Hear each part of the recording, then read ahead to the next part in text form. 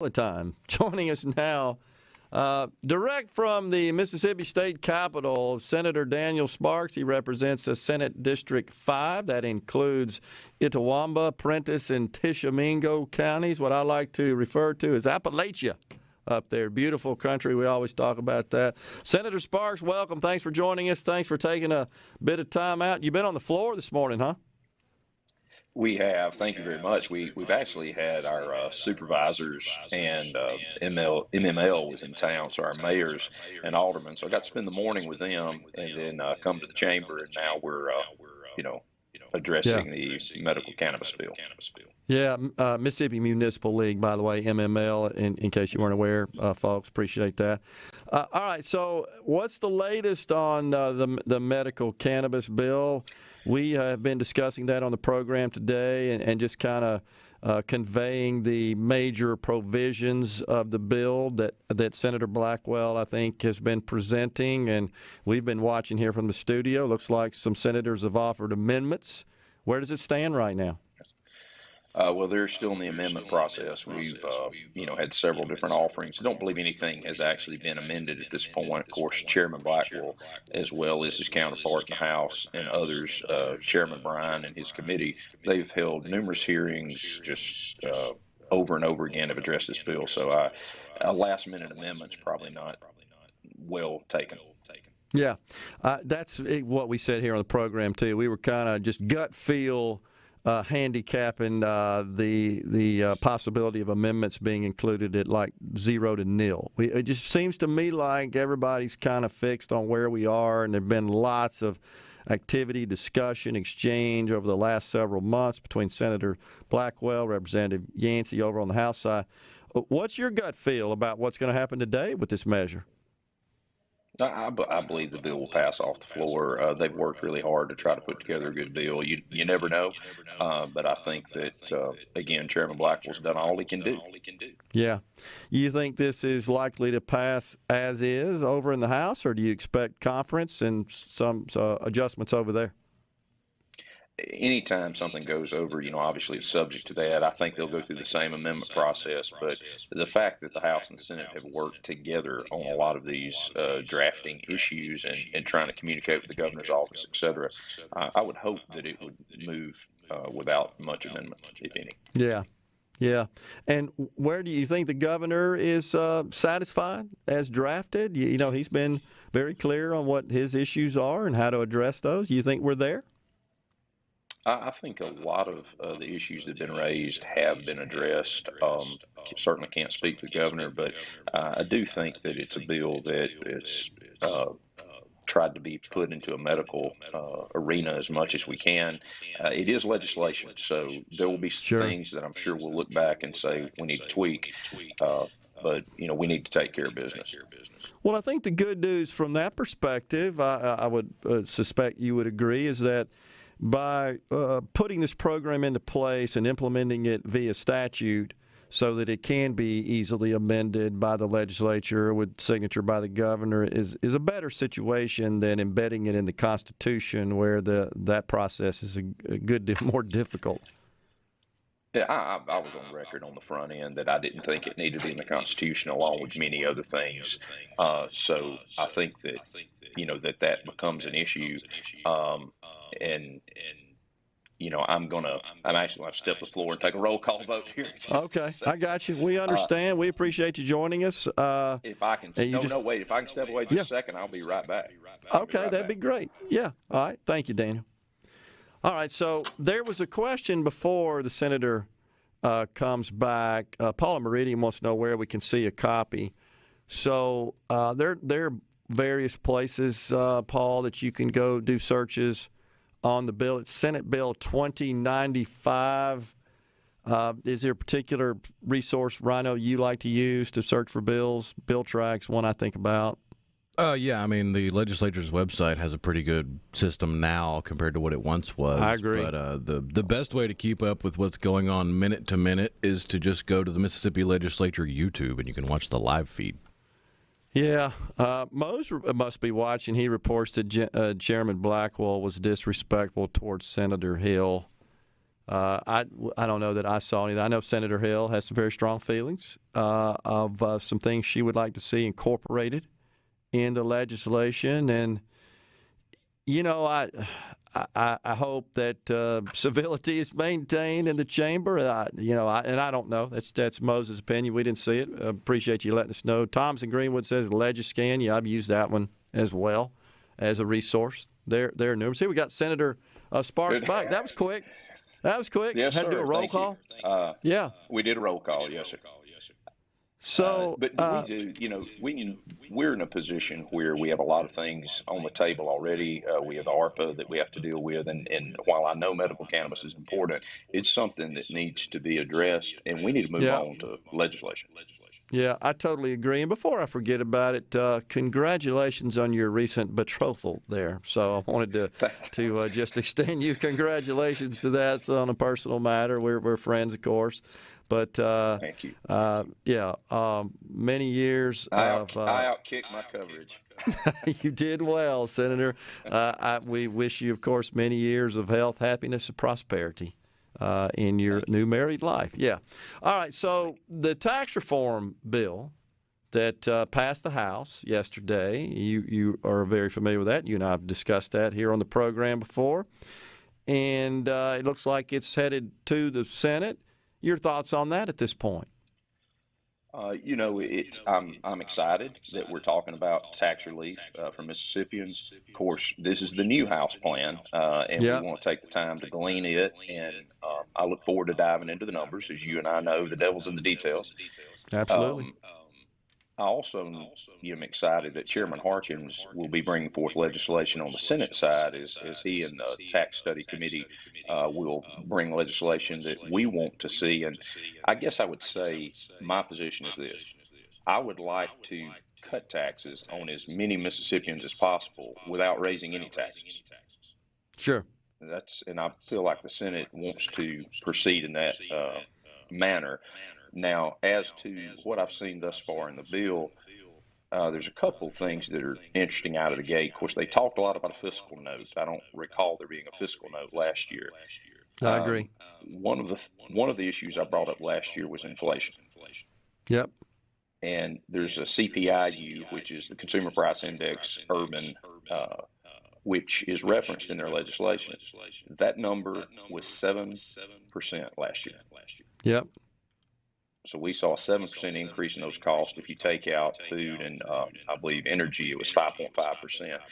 So so-called core inflation. Correct. Yeah. They're already paying more money for the same goods. And we have to consider that they also passed, as has the Senate, a very significant teacher pay raise bill, which is $200 million to $240 million. Yep. We have commentary that we're going to give raises to other state employees, many who are well deserving of those raises. We've really got to sit down and say, what are the numbers? What are we going to spend in government, and then how are we going to collect it? Yeah. As you were talking about the fiscal note, and I agree, I don't recall seeing an analysis from the LBO, the Legislative Budget Office, on the original tax reform bill that passed the House. But they have produced one here, and just for the benefit of our audience, this is really just when the revenue analyst team from the Legislative Budget Office essentially scores the bill. It's kind of like what happens at the federal level with the Congressional Budget Office. They take a piece of legislation and they score it. I think, though, and I'm looking at it, and there was a question that we had here on the C Spire text line. Somebody asked, well, how do we pay for these tax cuts? And I know that you've already looked at this, obviously, and I have as well. But just convey to our audience here. So the way that the Legislative Budget Office scores this deal, it calls for some revenue reductions as a result of cutting income taxes, grocery taxes, car taxes. All that goes in. Then there's a tax increase from the increase in sales taxes. That nets out. And then you look at the projected revenue that the LBO thinks we're going to get in the next year, and they net that, and it shows we still got $815 million. And then in the next year, that would be fiscal year ending 24, $180 million to the good after all that's taken into consideration.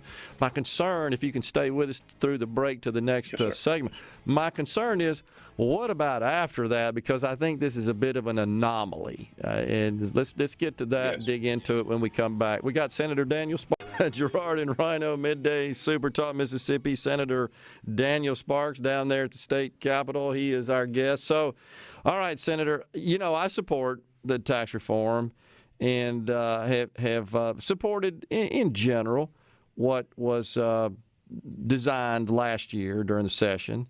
And think that the adjustments made here addressed a lot of concerns and make sense.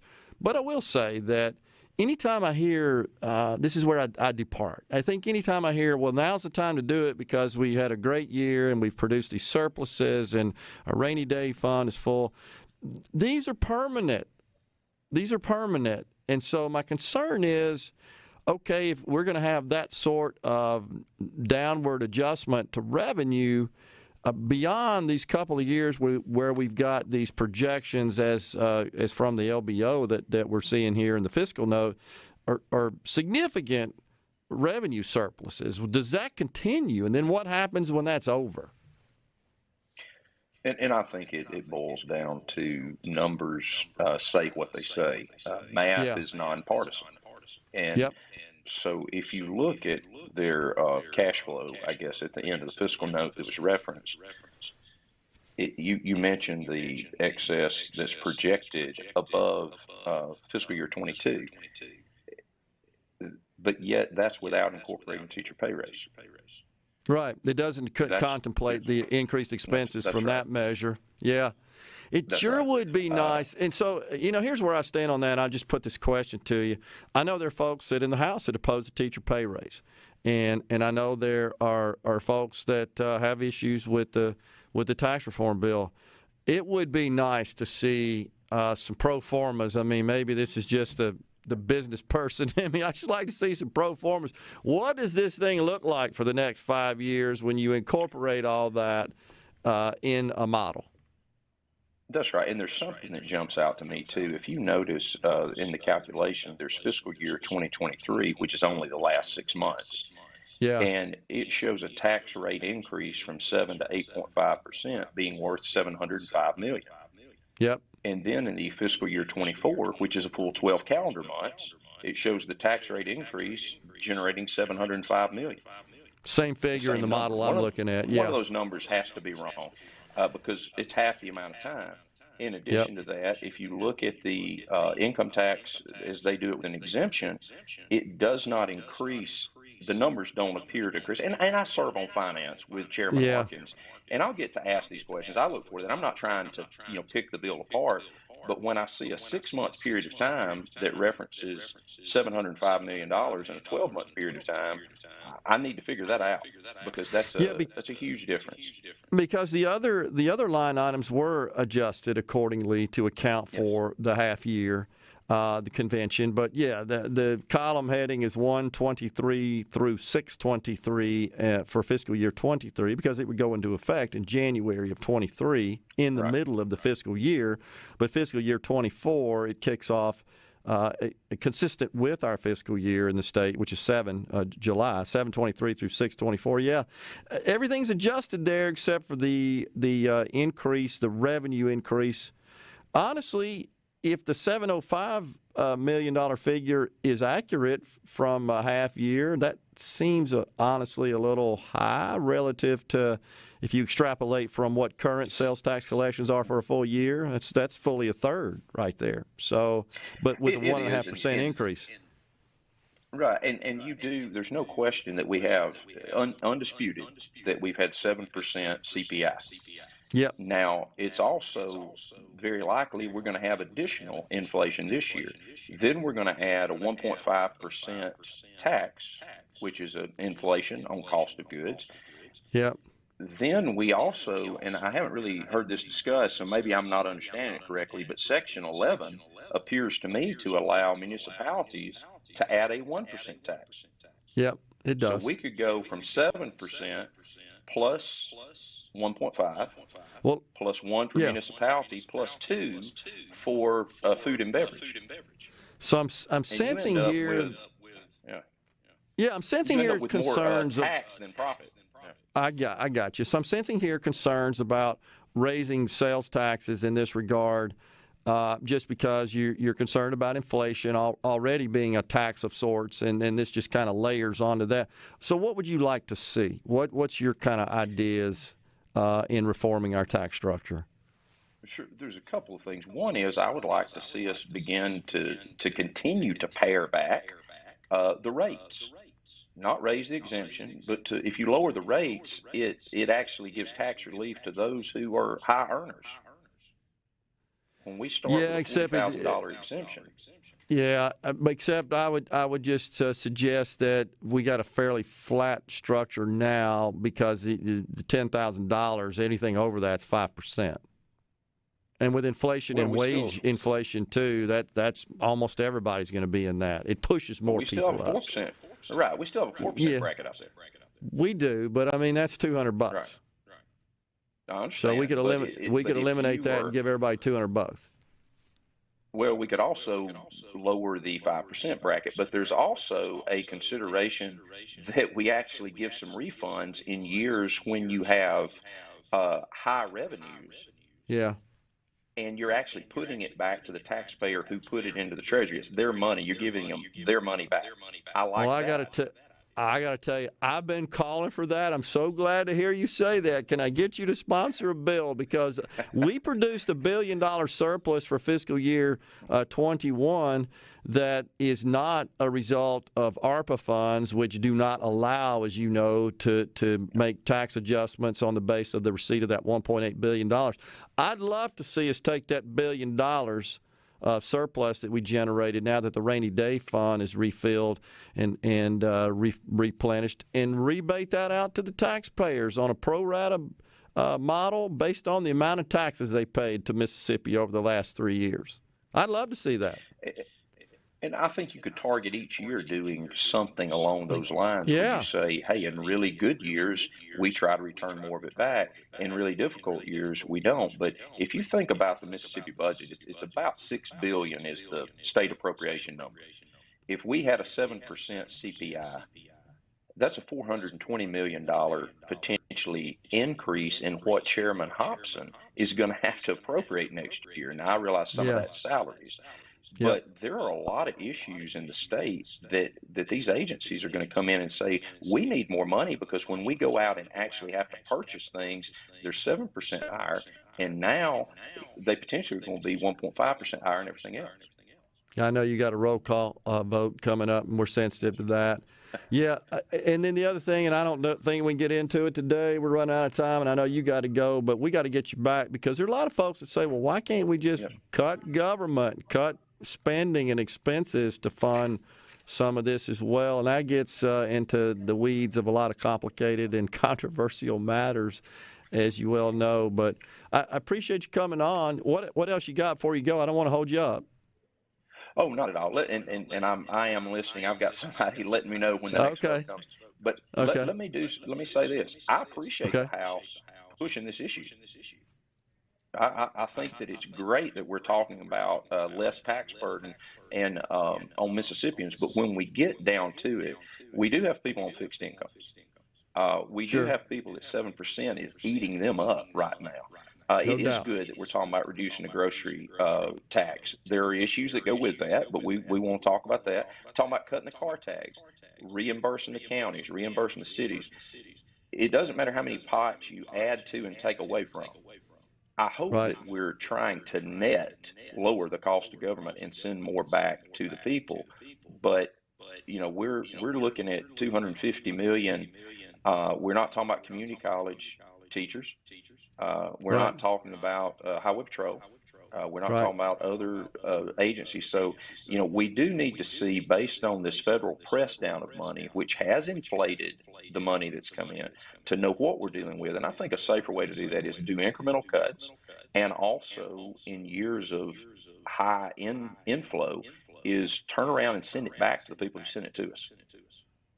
Yeah, I'm all for that, and have been an outspoken proponent of that idea, and I think I'm pretty regularly share that with everybody we have on the program in the legislature. Long before we even had this tax reform, we knew we had these big surpluses being driven by all the federal money, and it wasn't tied to that, but because it's sales taxes. People got money; they're getting money directly from the government. They're spending it, and that's increasing our sales tax collections.